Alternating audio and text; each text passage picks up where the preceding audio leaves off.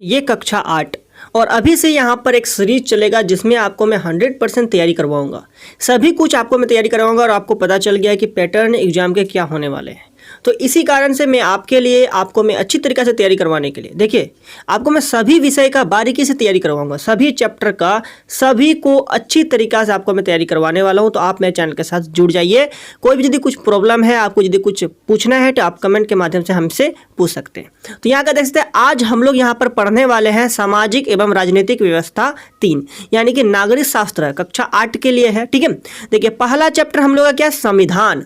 तो अभी के इस वीडियो पर हम लोग संविधान के ऑब्जेक्टिव क्वेश्चंस को देखने वाले हैं। यदि आप मेरे साथ बने रहते हैं तो आपको मैं इतना कहता हूं कि आप लोग का एक भी क्वेश्चन जो एग्जाम में नहीं छूटेगा। तो आप चैनल को सब्सक्राइब कर ले और इस चैनल के साथ जुड़े रहें।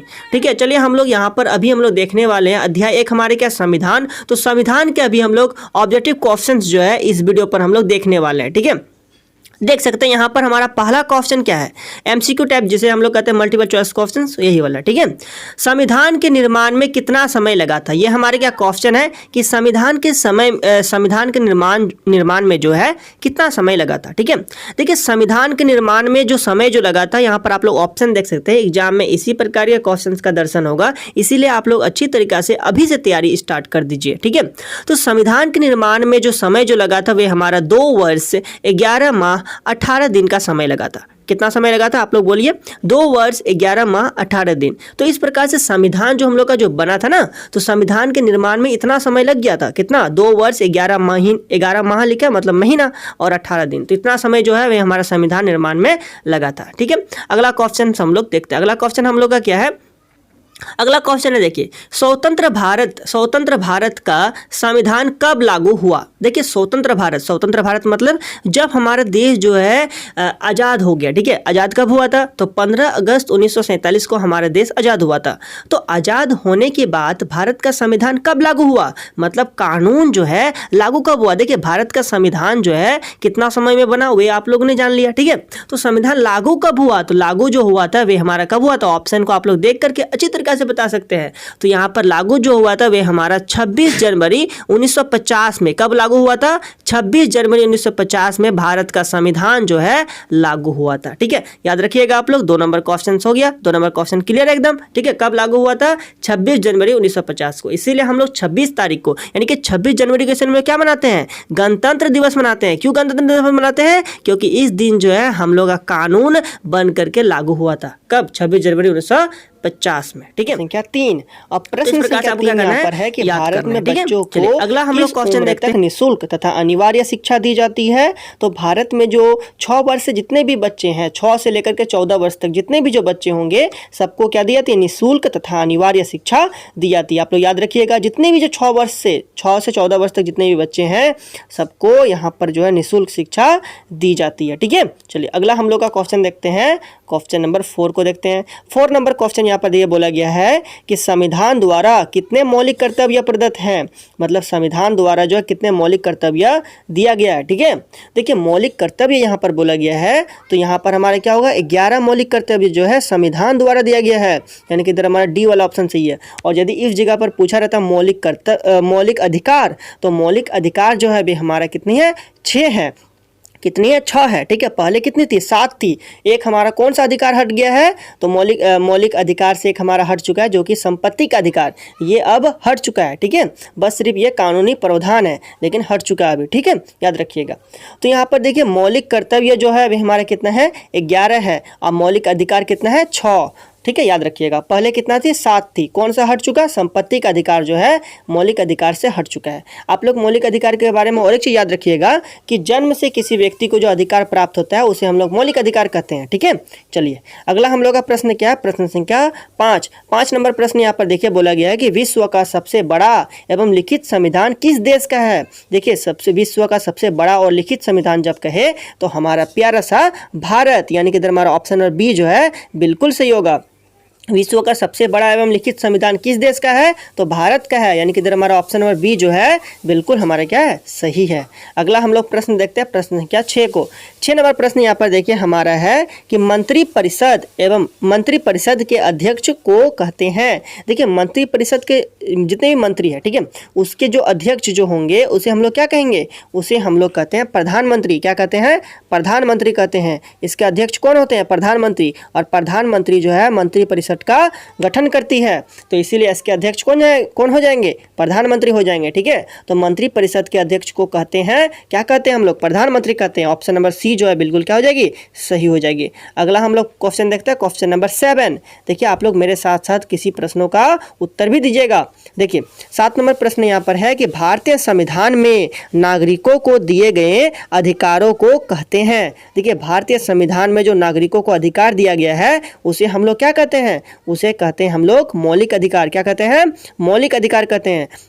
भारतीय संविधान में जो नागरिकों को जो अधिकार दिया गया है ना, उसे हम लोग कहते हैं मौलिक अधिकार। तो मौलिक अधिकार कहाँ पर है? ऑप्शन नंबर बी में है। तो बी वाला हमारी क्या हो जाएगी? बिल्कुल सही हो जाएगी। देखिए और मौलिक अधिकार जो है किसी भी व्यक्ति को जन्म से ही मिलती है, ठीक है। तो मौलिक अधिकार आप लोग याद रखिएगा, भारतीय संविधान में नागरिकों को दिए गए अधिकारों को कहते हैं मौलिक अधिकार कहते हैं, यानी कि बी वाला यहाँ पर सही हो गया। अब लोग अगला क्वेश्चन देखते हैं, क्वेश्चन नंबर 8, ठीक है। 8 नंबर प्रश्न यहाँ पर देखिए हमारा है कि राष्ट्रध्वज एवं राष्ट्रगान का आदर करना कहलाता है।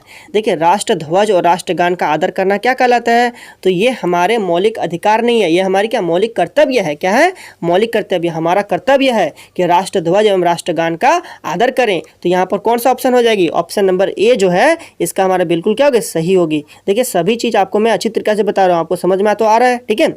चलिए इस वीडियो को इसीलिए आप अपने दोस्तों के साथ शेयर भी करेंगे ताकि वे भी इस चैनल के साथ जुड़े और फायदा उठाएं। चलिए अगला क्वेश्चन हम देखते हैं, क्वेश्चन नंबर 9 को देखते हैं। क्वेश्चन नंबर 9 यहाँ पर देखिए हमारा क्वेश्चन है कि मानवाधिकार दिवस किस तिथि को मनाया जाता है?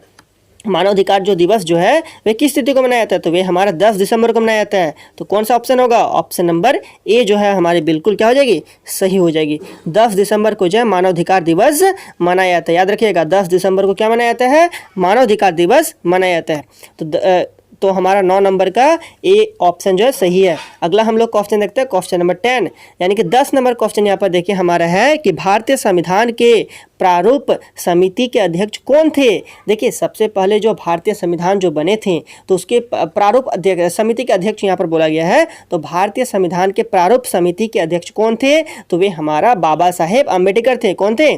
बाबा साहेब अम्बेडकर। तो लेकिन ऑप्शन में यहाँ पर ऑप्शन नंबर बी को आप लोग देखिए तो यहाँ पर हमारे क्या लिखा है?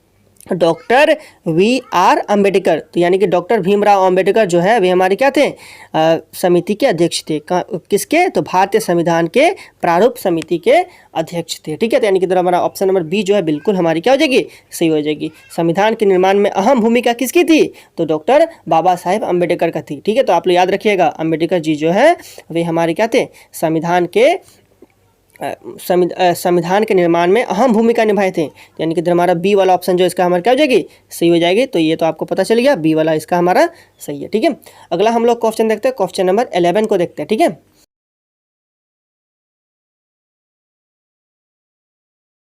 क्वेश्चन नंबर 11 और क्वेश्चन नंबर 11 यहाँ पर क्या कहते हैं कि भारत में शिक्षा का अधिकार कानून कब से लागू हो गया? मतलब शिक्षा का अधिकार जब आया था तो वहाँ पर आपको मैंने क्या बताया कि जितने भी 6 वर्ष से 14 वर्ष तक जितने भी बच्चे हैं उसे निःशुल्क शिक्षा और अनिवार्य शिक्षा दी जाती है। मतलब निःशुल्क शिक्षा दी जाती है, अनिवार्य उनके लिए तो है, ठीक है। अनिवार्य तथा निःशुल्क शिक्षा जो है 6 वर्ष से 14 वर्ष तक सभी बच्चों को दी जाती है। तो भारत में शिक्षा का अधिकार कानून कब से लागू हो गया? तो लागू जो हुआ वे हमारा कब हुआ था? 1 अप्रैल 2010 को। याद रखिएगा लागू यहाँ पर पूछा गया है, ठीक है। कब पूछा गया है? लागू पूछा गया। तो लागू जो हो गया था वे हमारा 1 अप्रैल 2010 से ही लागू हो गया था, ठीक है।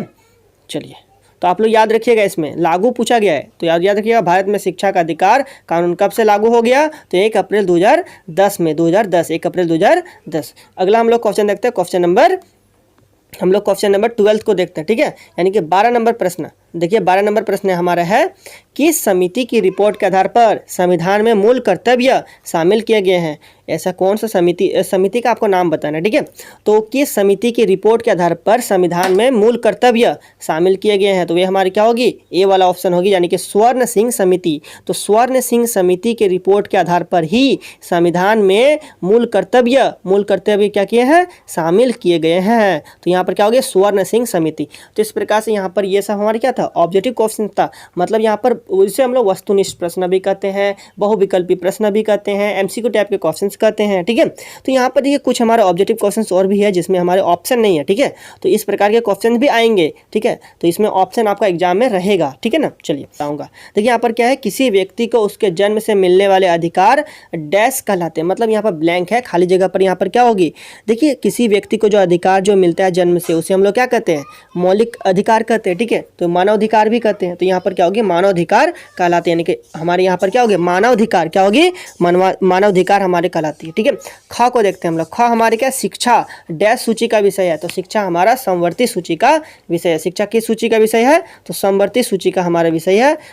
तो यहाँ पर क्या होगा, समवर्ती सूची का विषय है, ठीक है। तो आप लोग लिख लीजिएगा समवर्ती सूची, ऐसे यहाँ पर नीचे में यहाँ लिखा गया है, आप लोग देख लीजिए, ठीक है। तो यहाँ से आपको लिखना है, समवर्ती यहाँ पर लिखा गया है ना, तो ये वाला आपको लिखना है, ठीक है। चलिए तो अगला हमारे यहाँ पर क्या है, अगला हमारा ग में हमारा है कि डैश रिपोर्ट की डैश समिति की रिपोर्ट के आधार पर संविधान में मूल कर्तव्य शामिल किए गए हैं। तो किस समिति की रिपोर्ट के आधार पर संविधान पर मूल कर्तव्य शामिल किए गए हैं, तो ये हमारे क्या होगी, स्वर्ण सिंह समिति। क्या होगी, स्वर्ण सिंह समिति। यानी कि इधर हमारा यहाँ पर गौ में आपको क्या लिखना है, स्वर्ण सिंह समिति लिखना है खाली जगह पर, ठीक है। चलिए अगला हम लोग हमारा घ है, और घ यहाँ पर प्रश्न देखिए क्या कहते हैं। घ हमारा प्रश्न है कि संविधान के भाग ब्लैंक में मौलिक अधिकारों का वर्णन किया गया है। तो संविधान के किस भाग में मौलिक अधिकार का वर्णन किया गया है, तो भाग 3 में। किस भाग में, भाग 3 में जो है मौलिक अधिकार का वर्णन किया गया है, ठीक है। अब भाग 3 अनुच्छेद बात कर, देखिए यहाँ पर आंसर जो है नीचे में हमारा है, अनुच्छेद का बात करें तो 12 से 30 तक एवं 32 से लेकर के 35 तक जो है